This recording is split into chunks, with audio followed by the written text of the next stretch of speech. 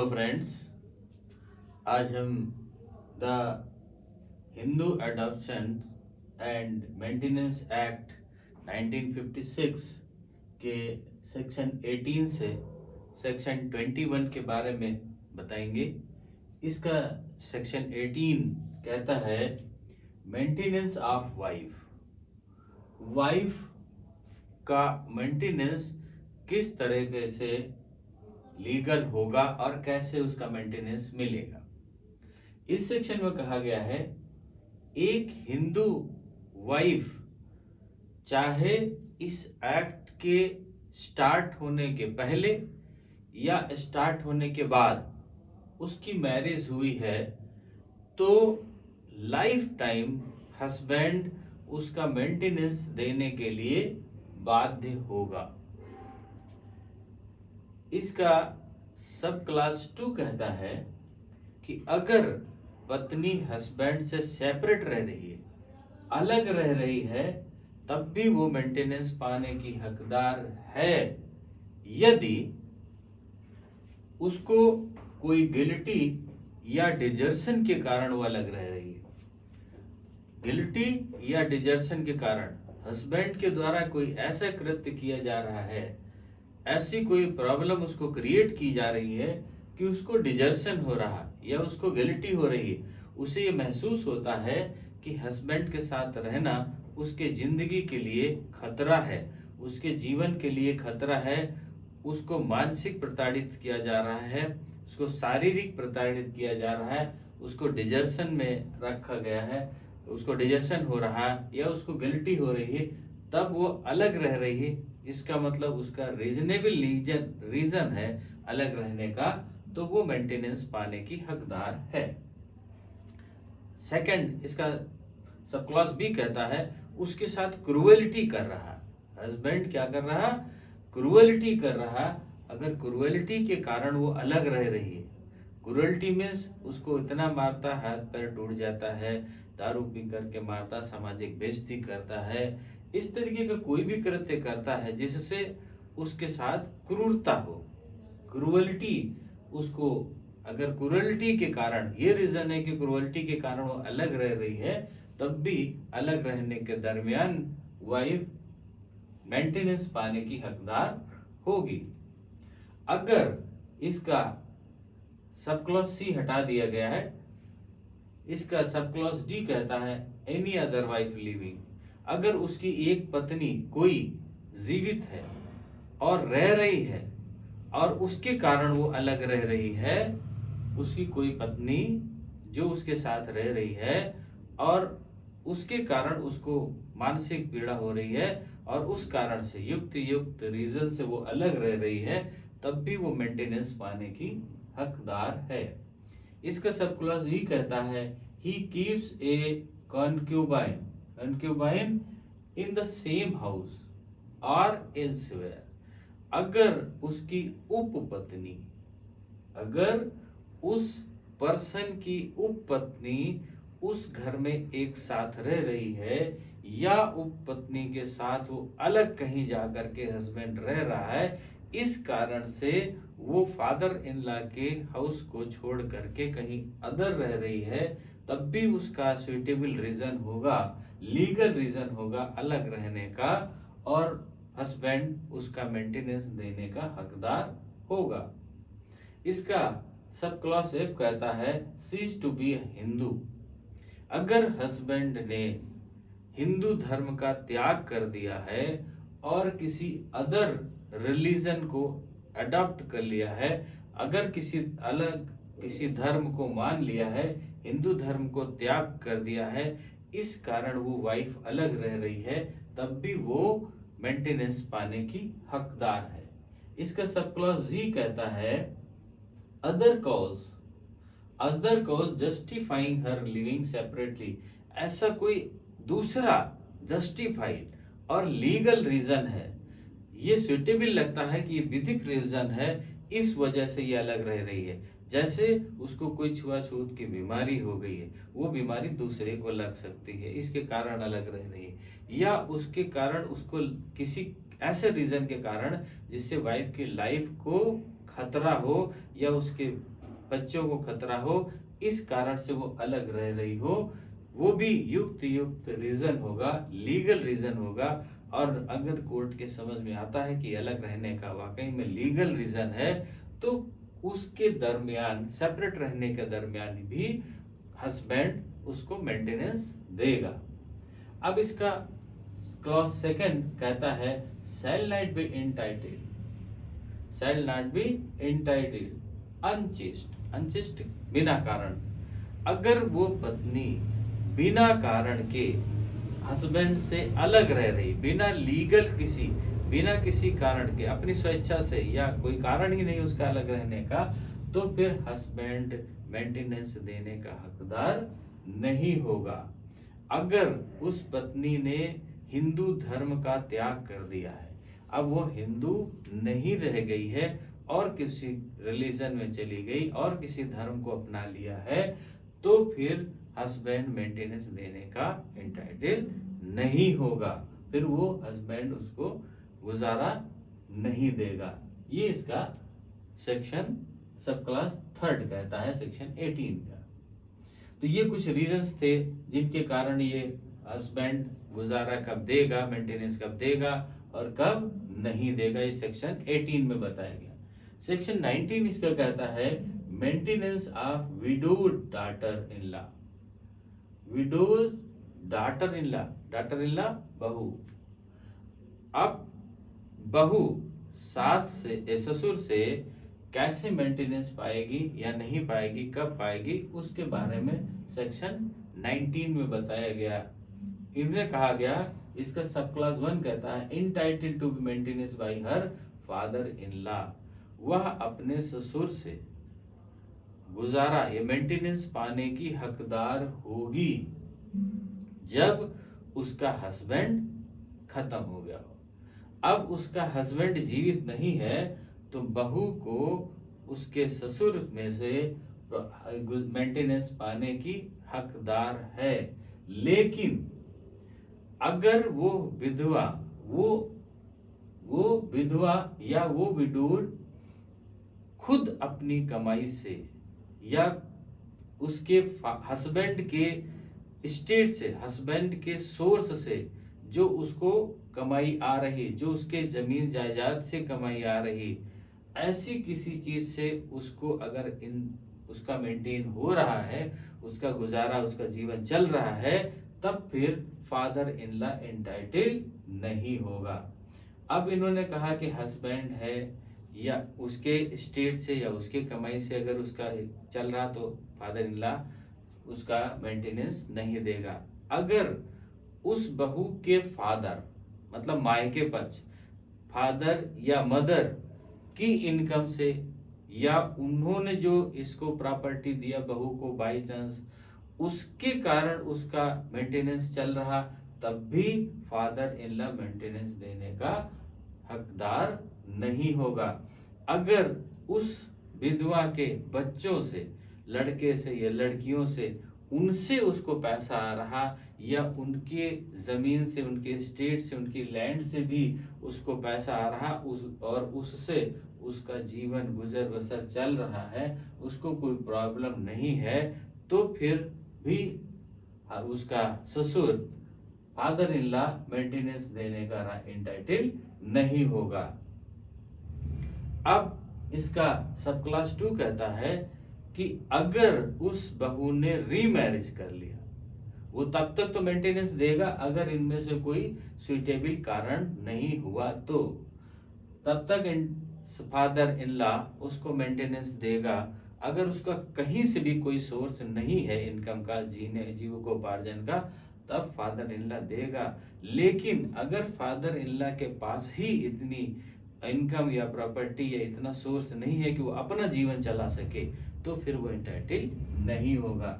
इसका sub clause 2 कहता है कि अगर उस बहू ने रीमैरिज कर लिया, जब रीमैरिज कर लिया तब भी फादर इन लॉ उसको मेंटेनेंस देने का राइट नहीं रखेगा, वो नहीं देगा तब जब बहू ने रीमैरिज, विडोज ने रीमैरिज कर लिया है। ये तो बात हो गई कि जो विडो होगी उस वीडियो को कैसे उसका फादर इन लॉ मेंटेनेंस देगा और कब नहीं देगा, इसके बारे में सेक्शन 19 में बताया। अब सेक्शन 20 कहता है maintenance of children and aged parent. जो उम्र दराज माता पिता हैं और बच्चे हैं छोटे, उनको मेंटेनेंस कैसे मिलेगा, क्या मिलेगा, ये सेक्शन 20 में बताया गया है। इसका सब क्लास 1 कहता है bound life time to maintain legitimate और इनलेजिटिमेट चिल्ड्रन। उसका मदर और फादर,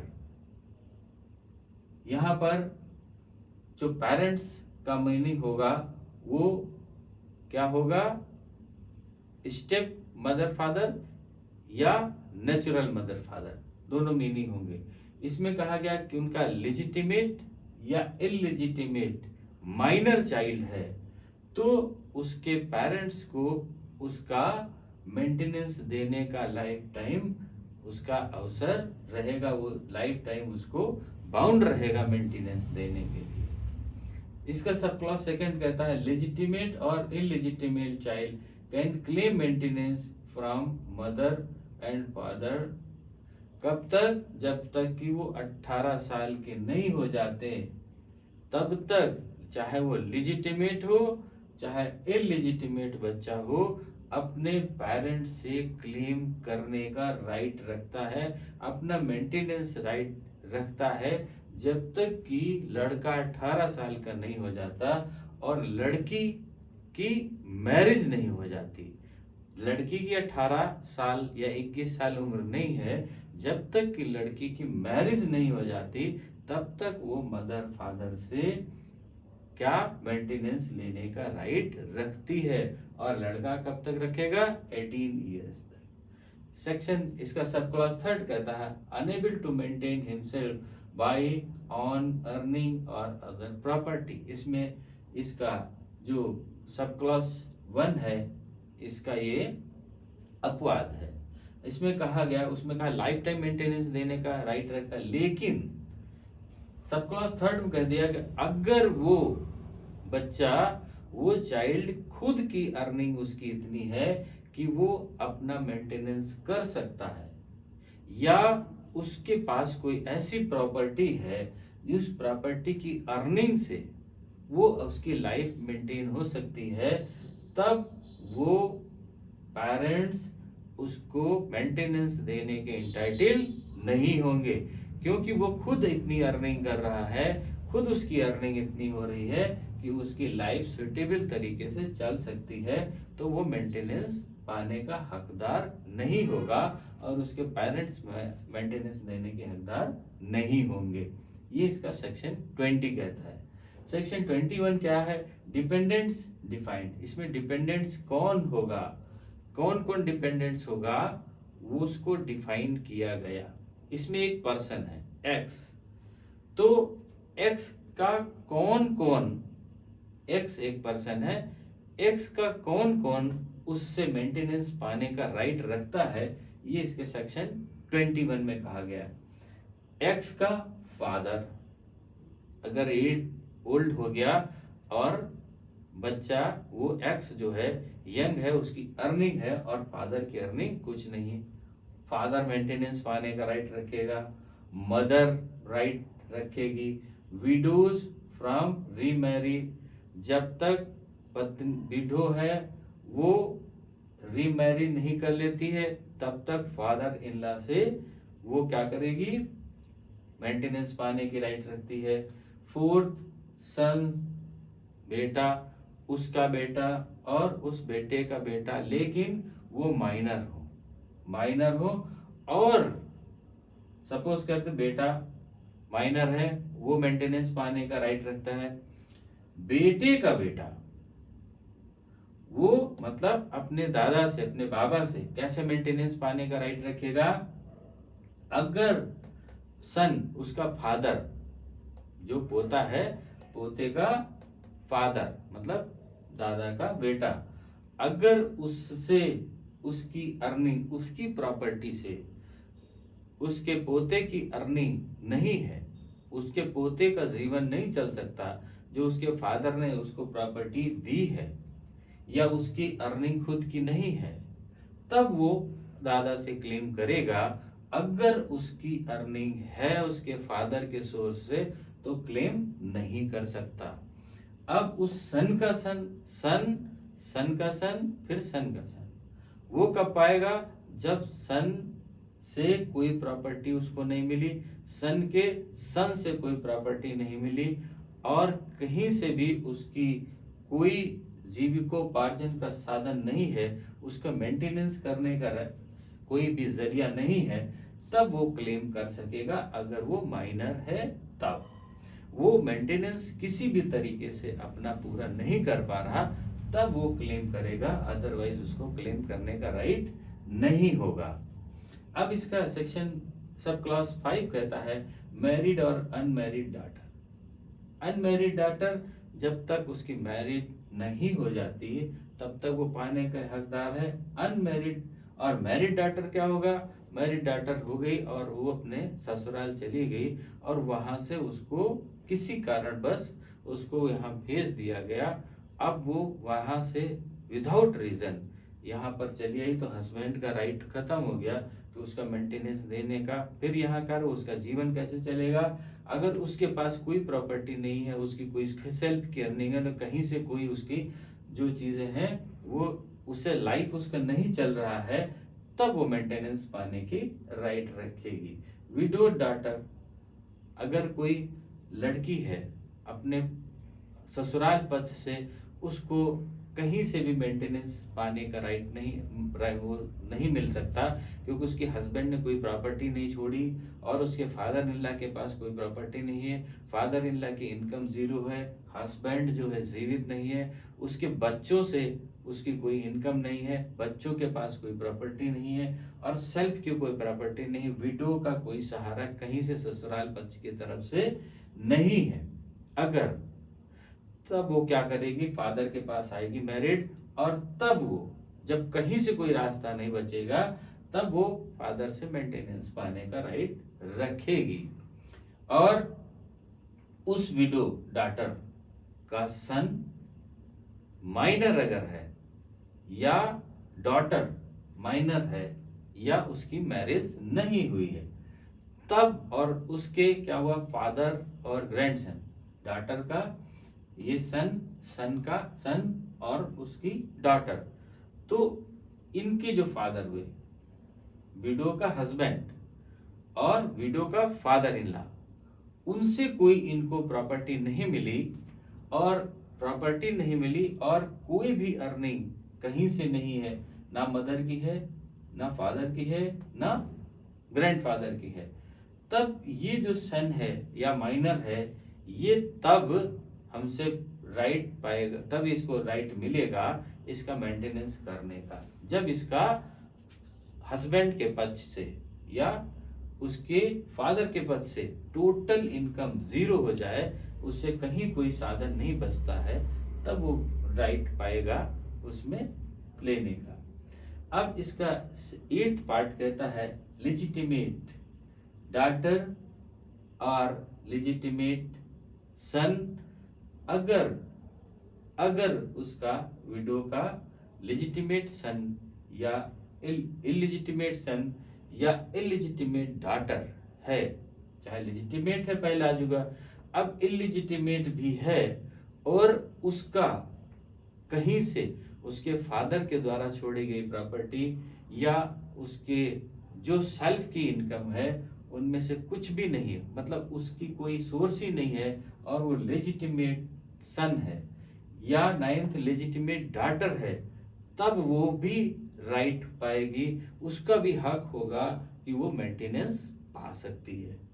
तो इनमें से ये कुछ रिलेशन बताए गए कि फादर मदर विडो जब तक मैरिज नहीं करती, सन, उसके सन का सन जो माइनर हैं और उनके जो ऊपर वाले हैं उनके फादर ग्रैंडफादर या उनकी सेल्फ की या उनकी स्टेट से कहीं से कोई अर्निंग नहीं है, मैरिड या अनमैरिड डॉटर टिल लाइफ, और मैरिड डॉटर जब उसका वहां से छूट जाए, विडो हो जाए, और विडो की डॉटर, विडो का सन, इलिजिटिमेट सन, इलिजिटिमेट डॉटर, ये सब के सब ऐसे रिलेशन है जब एक पद से उनकी सेल्फ इनकम या उनकी जो भी स्टेट मिली वो प्रॉपर्टी या उनके जो कोई है उनसे प्रॉपर्टी जो मिल रही है या नहीं मिली उनसे पर उनकी इनकम कोई जीरो है, तब वो इनटाइटल होंगे मेंटेनेंस पाने के।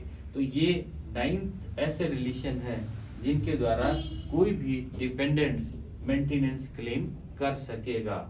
वो सीरियल से उसमें किसको किसको करना है वो इसमें बताया गया। तो सेक्शन 18 से सेक्शन 21 तक, सेक्शन 18 था कि मेंटेनेंस वाइफ कैसे पाएगी, कब पाएगी, लिविंग है, साथ रह रही, अलग रह रही, तब उसको कैसे मिलेगा। सेक्शन 19 है कि विडो और डॉटर इन लॉ अपने ससुर से कैसे कैसे प्रॉपर्टी ले सकती है, नहीं ले सकती, कब मिलेगी। सेक्शन 20 कहा कि चाइल्ड जो माइनर है उनको कैसे मिलेगी, कब मिलेगी और किस तरीके से मिल सकती। सेक्शन 20 कहता है डिपेंडेंट्स कौन कौन से होंगे, डिपेंडेंट्स कौन कौन से होंगे जो क्लेम कर सकेंगे, वो ये 9th रिलेशन दिए हुए हैं। तो इसका सेक्शन 18 से 21 तक समझ में आ गया होगा। अब सेक्शन 22 से हम नेक्स्ट पार्ट में डिस्कस करेंगे। ओके, थैंक यू, जय हिंद।